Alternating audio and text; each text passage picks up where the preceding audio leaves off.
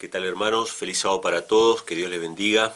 En esta ocasión me toca compartir las preguntas 9 en adelante de la escuela sabática que hablan acerca de las palabras y los pensamientos. La primera parte que habla acerca de las palabras no voy a abundar mucho en detalles, les voy a dejar el link de este video que es de una transmisión en vivo que tuvimos esta semana, donde hablamos más en profundidad acerca de los juicios y acerca de cómo nuestras palabras se convierten en la norma o en la medida del juicio que hemos de recibir, ya sea para condenación o para justificación, ¿sí? Pero básicamente uno de los textos que se menciona en la escuela sabática es Mateo capítulo 12, versículo 34, que nos dice: de la abundancia del corazón habla la boca. Y esto lo podríamos resumir de la siguiente manera y con el siguiente ejemplo. Nuestras palabras son el documento legal delante de Dios, delante de los ángeles, de todo el universo y delante de los que nos rodean, de lo que hay dentro en nuestro corazón. Ustedes saben que el ser humano no puede ver lo que hay en el corazón del hombre. El ser humano ve la apariencia, ve lo de afuera, pero Dios ve el corazón.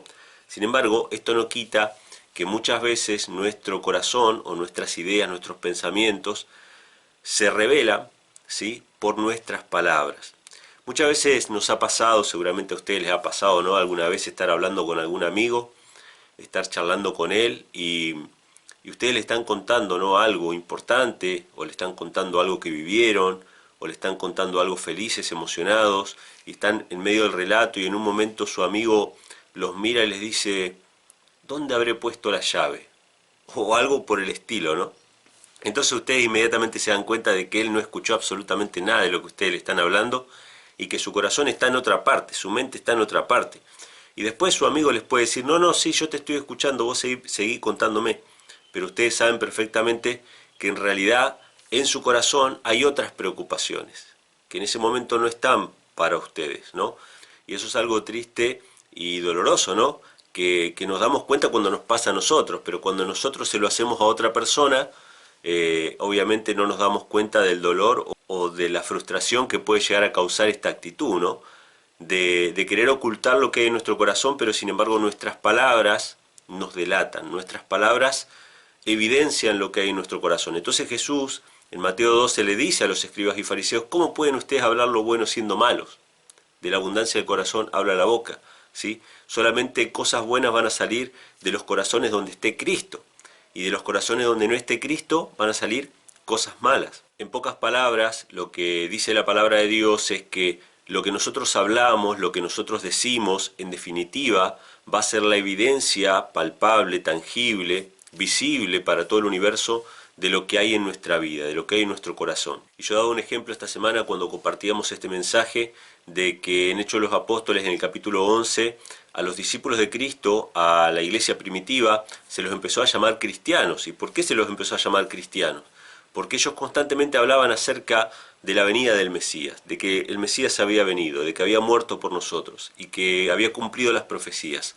Entonces, al estar constantemente ellos hablando acerca de Cristo, se les puso el mote, el nombre de cristianos, no porque ellos hayan fundado una nueva religión o algo por el estilo, era la misma religión, ellos seguían siendo judíos, Cristo mismo era judío, eran parte del pueblo de Israel, nosotros somos una continuidad del pueblo de Israel. Sin embargo, se le puso este mote o este nombre porque ellos hablaban constantemente acerca de Cristo, como Cristo estaba dentro de ellos. Para ellos el vivir era Cristo y el morir ganancia. Entonces constantemente hablaban acerca del Salvador y recibieron el nombre de cristianos. Pero yo me quisiera centrar en la segunda parte de la escuela sabática en esta ocasión, que habla acerca justamente de nuestros pensamientos, ¿no?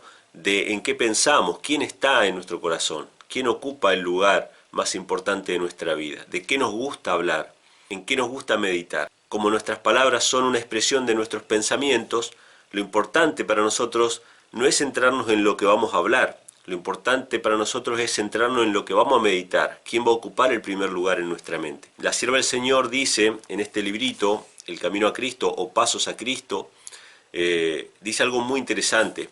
Ella habla acerca de una ley de nuestra mente, que rige inevitablemente en todas las personas. Esta ley de nuestra mente es la ley de la contemplación. ¿Qué es la ley de la contemplación? Significa que nosotros nos transformamos a imagen de lo que contemplamos. Y esto es inevitable. Esto es algo de lo cual nadie puede escapar. ¿Ejemplos? Bueno, muchísimos. Una persona que va a vivir a un país extranjero, obviamente tiene otro acento, incluso acá en Argentina se puede pasar sin irse a otro país. Cada provincia tiene su acento distinto, tiene su forma distinta de hablar. Seguramente en el país donde estás vos también hay regiones con cada uno con su acento o con su jerga. Y cuando una persona se muda a ese otro lugar, que trae una forma de hablar distinta, de a poco va pasando el tiempo y esa persona se va amoldando a la masa. Es decir, va empezando a adquirir esas palabras y ese lenguaje y esa jerga y ese acento incluso del lugar en que habita. ¿Por qué? Por simple contemplación, es decir, porque con todas las personas con las que hablamos y con las que convivimos hablan de esa manera, ¿sí? Algo que pasa muy a menudo también es que nuestros niños, nuestros pequeños, cuando empiezan a ver programas de televisión, dibujitos animados o series en televisión, empiezan a introducir en su vocabulario palabras que nosotros no les hemos enseñado, incluso conceptos, y ahí está el peligro, ¿no? Que nosotros no les hemos enseñado. Pero vamos con el tema de las palabras. Por ejemplo, acá en Argentina, siempre, toda la vida, se dijo, se le llamó a la heladera, heladera, donde se guardan los alimentos para mantenerlos fríos. Sin embargo, nuestros niños pequeños empiezan a decir refrigerador, cuando nunca en la vida acá en Argentina se dijo refrigerador. ¿De dónde sacaron esto? Lo sacaron de la televisión, porque ellos se van transformando por contemplación a lo que miran, a lo que observan. Y de la misma manera con muchas otras palabras que se utilizan en otras partes del mundo, pero que llegan a nosotros a través de la televisión y nosotros las adquirimos por contemplación. De la misma manera nosotros transformamos nuestro corazón por contemplar a Cristo. Si contemplamos el mundo, nuestra vida se va a ir transformando a las cosas del mundo, nuestras preocupaciones van a ser las cosas del mundo y nuestras palabras van a atestiguar lo que hay en nuestro corazón. Pero si contemplamos a Cristo, entonces nuestras preocupaciones, nuestras prioridades van a estar basadas en la palabra de Dios y lo que vamos a tener para compartir con otros va a ser la palabra de Dios, ¿sí? Y lo que vamos a tener para compartir con otros es palabras de vida eterna. Entonces vamos a leer uno de los pasajes que se encuentra en Salmos capítulo 1 versículos 1 y 2 que dice así: Bienaventurado el varón que no anduvo en consejo de malos, ni estuvo en camino de pecadores, ni en silla de escarnecedores se ha sentado, antes en la ley de Jehová está su delicia, y en su ley medita de día y de noche. Bueno, estas palabras son realmente muy profundas. Ya he hablado en algún otro video acerca del versículo 1, ¿no? De esta progresión o este descenso, ¿no? Que habla acerca de escuchar el consejo de los malos. O sea, empezamos como escuchando, simplemente contemplando, ¿no? Esta ley de la contemplación. Escuchamos el consejo de los malos a través de la televisión, escuchamos el consejo de los malos a través de los medios de comunicación en general y obviamente a través de las malas compañías no virtuales sino físicas, ¿no? O sea, personas que son malas compañías, malas influencias. Empezamos escuchando, nosotros no hacemos lo mismo que ellos hacen, pero simplemente los escuchamos y por contemplación vamos transformando nuestra vida. Después dice que no estuvo en camino de pecadores, o sea que después de escuchar, ¿qué viene? Caminar con ellos, andar con ellos. Y después dice, en silla de escarnecedores no se ha sentado, o sea que ya después no solamente lo escuchás, no solamente caminás con él, sino que después te quedás a vivir con él, te sentás en su silla. Esto es terrible. O sea, ahí la Biblia nos está diciendo que esta ley de la contemplación se cumple. Nosotros si contemplamos la maldad, después vamos a empezar a caminar con la maldad y después nos vamos a quedar a vivir con la maldad. Esto es así, esto es inevitable. Entonces la contrapartida es, sino que en la ley de Jehová está su delicia y en su ley medita de día y de noche. O sea que si nosotros guardamos y atesoramos la ley de Dios en nuestro corazón, más allá de que la leemos a la mañana, de que oramos a Dios que nos acompañe, pero durante el día, en nuestras actividades, yo recuerdo muchas veces haber elaborado temas que iba a presentar después en los videos, mientras estaba trabajando, mientras estaba clavando unas maderas o levantando una pared o cortando el pasto, mientras estaba haciendo esas actividades en mi mente estaba meditando y masticando la palabra de Dios y salieron los temas que por ahí fueron los más conmovedores, ¿no? Para mí, ¿no? Y que llegaron a muchas personas, ¿no? Que no es que me senté con una pila de libros, sino que en la ley de Jehová meditaba y meditaba y meditaba, ¿no? Y Dios con su espíritu nos va haciendo atar cabos en la palabra de Dios. Entonces, este pasaje nos dice que nuestra meditación o nuestra conexión con Cristo no depende de unos minutos o una hora a la mañana o unos minutos o unas horas los sábados a la mañana, sino que depende de una constante comunión. Si tenemos que meditar en la ley de Jehová de día y de noche, porque todo en nuestra vida, todo lo que nos rodea, está relacionado con la palabra de Dios. O sea que podemos estar constantemente contemplando a Cristo. Esto es lo que Cristo dijo en Juan capítulo 15, permaneced en mí, porque sin mí, separados de mí, nada podéis hacer. O sea, permanecer en Cristo es meditar en Él y contemplarle constantemente. Eso es permanecer en Cristo. Que Cristo sea nuestro mejor amigo, que nos acompañe a todos lados, a todos lados. No hay lugares donde Cristo no pueda ir con nosotros. Si Cristo no puede entrar en algún lugar, nosotros tampoco podemos entrar ahí. Así que este es uno de los pasajes que menciona la escuela sabática, y el otro se encuentra también en los Salmos, pero en el capítulo 119, versículo 15, que dice: en tus mandamientos meditaré, consideraré tus caminos, me deleitaré en tus estatutos, no me olvidaré de tus palabras. Fíjense qué interesante, ¿no? Meditar en los mandamientos de Dios.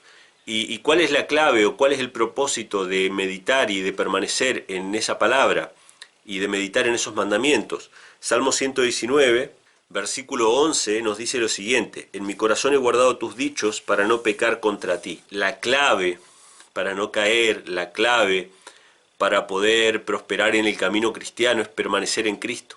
Y permanecer en Cristo es permanecer en la palabra, que la palabra esté en nuestro corazón. Que la palabra de Cristo, la vida de Cristo, sus enseñanzas, sus milagros, todo lo que involucra a Cristo, el Antiguo Testamento obviamente que fue dado por Cristo, esté en nuestro corazón. ¿Para qué?